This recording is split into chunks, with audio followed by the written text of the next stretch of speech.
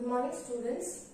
In the last class, we learned about work and we learned about the definition of work, that is according to science, where an object is, and the direction of an object changes, the position of the object changes because of the force that is applied on it. We also learned about simple machines, that simple machines are simple tools which help make our work easier.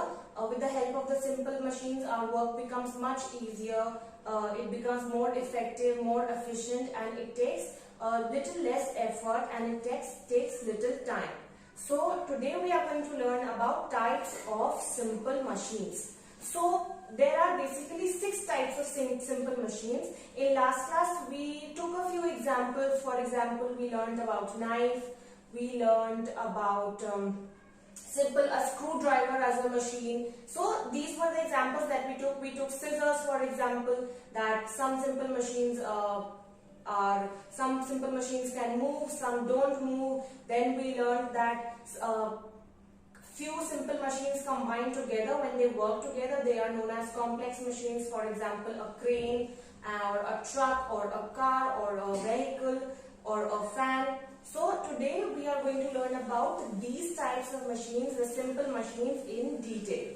So there are basically 6 types of simple machines. We are going to learn about them on page number 143. You can open page number 143 in your books. So it is given that there are 6 types of simple machines. So let's start about learning with those 6 types of simple machines. So we turn our page, they are given. First is lever, pulley, wheel and axle, inclined plane, wedge and screw. So these are the 6 types of simple machines that we are going to learn about today. So the first one is a lever or a lever. Some people call it lever, some people call it lever. A lever is basically, we push it and pull it. In your book it is given that it is a long rod. The basic example of lever I think that we know about is the gear stick that we have. It is sort of a lever, the brake stick that we have. The main brake of in a car, it is known as lever. So we pull the lever to brake the car, push the brakes of the car instantly. So that is a very good example of a lever. So lever is a long rod and it is used to move heavy objects and to cut things, to open cans. So that is basically lever. On page number 144, some photos or some examples of lever are also given. So a pair of scissors, nutcracker, even seesaw, a hammer, a bottle opener. So they are all examples of a lever. So lever is sort of like a long rod and it is used to move heavy objects, to cut open and to open tins or cans. So that is lever for us. Now pulley. Now what is a pulley? The perfect example of a pulley can be the string that we have in a well. If you have ever seen somebody fetching water from the well, they use a rope system and then they tie the bucket to the rope and then they push it a little bit further down so that they can pull the water. So that is known as pulley. From the name of the pulley, we can understand that pulley means to pull something. So a pulley, it is made up of a wheel and a rope. A wheel the rope is circling the wheel so that it can go further down and then it can be pulled back. So that is a pulley. It is usually used to lift loads. It is a simple machine. It is a very basic machine. It is used in many things, many machines, many objects. Like I told you, the example that it is used to draw water out of the wells. And pulley, it is also used in machines like cranes, sailboats. Cranes, they also use kind of the concept of a pulley because they have to pull and dig out material and then they have to keep it somewhere. So that is the crane. So a pulley is basically used to lift heavy objects and it consists of a wheel and a rope. Now wheel and axle. Wheel and axle means obviously that it contains a wheel and it contains axle. Now what is axle? It is fixed to a rod. You can See on page number 144 in the wheel and axle paragraph, it is given that a wheel and axle consists of a wheel fixed to a rod. So the rod to which the wheel is fixed is known as the axle. So the rod to which the wheel is fixed, it is known as the axle. So this is the wheel and axle. What happens is when there is a movement, the axle moves. According to the axle, the wheels also move, and they help us change the direction. They help us move,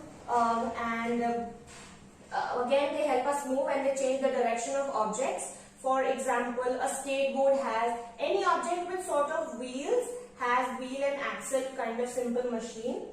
For example, the steering wheels of cars, of vehicles have wheel and axle. Door rollers have fishing reels that are in fishing rods. So we do like this. This is used because there is a wheel and then we are moving its axle, and with the axle the wheel is also moving. So it is used in fishing rod. It is also used in skateboards like it is given in the picture in your book. So that is wheel and axle. Now inclined plane. Inclined plane is like a slope. It is like a slope area. For example, when you go up a bridge, it starts with a slopy area. That is also a very good example of inclined plane. So it is very basic. So inclined plane, please underline this. It is given on page number 144 that it is a slanted surface or a slope. A slanted surface is a slope only which is going down like this. Which is going down like this. So that is an inclined plane. It means a slanted surface or a slope. On the inclined plane, one end is higher and the other end is lower to the ground, lower on the ground, and the one on the other end, it is comparatively higher to the other end. So that is an inclined plane. It does not have any moving parts. It is an immovable simple machine. Examples of inclined planes are ramps. For example, we have ramps in our place so that we can in parking areas also we have ramps. The beginning of a road, sometimes they are inclined, they are slopy, so that is also an example of inclined plane. Now a wedge. So wedge is basically it is a mix of two inclined planes. So the basic example of a wedge can be a knife, it can be an axe. So these are the examples of inclined planes because wedge is a very sharp object. That is why it usually has a rod at the end of one end, so that we are easily able to hold it. And when we join two inclined planes, one of the edges, it becomes a very sharp edge. So that is why we use it to cut through objects. For example, we use knives to cut through objects. We use scissors to cut through objects. We use axe to cut through objects. Nails are also a very good example of wedges. And so they are usually used to split apart things. So they are usually used to split apart and to cut through things. For example, knives are used for cutting into vegetables, to split apart vegetables. Axe is used to split apart a wood, to cut a wood. So this is the example of a wedge. Now a very interesting thing, our teeth, they are also kind of like wedges. How? Because we use if you notice the shape of our teeth, it is sort of like an inclined plane, two inclined planes joining together, and they also help us to cut apart our food, to split our food, and so that we are easily able to chew it. So that is wedge for us. Now screw. Screw, if you look at a screw carefully, some people they look at a screw and they say that it's a nail. But there is a difference between a nail and a screw. How so? In a nail is simple machine, nail is very simple, but a screw, it has spirals down on its rod. So that is a screw. A screw is also, it has a spiraling thread, and it is also an example of an inclined plane on a cylinder. So that is a screw, and it helps us to hold objects together. For example, we have screws on our door, we have screws to hold on machines, we have screws to hold on fountain pens. Fountain pens are ink pens.